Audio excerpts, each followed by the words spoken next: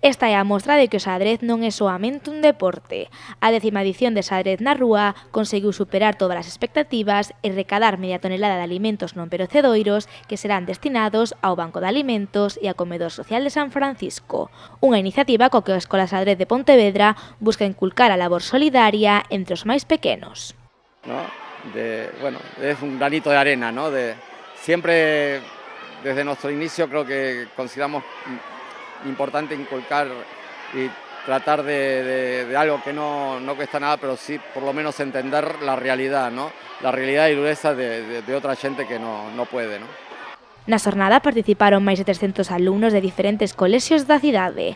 O obxectivo que era dar a coñecer o xadrez e a importancia de ser solidarios parece que o conseguiron.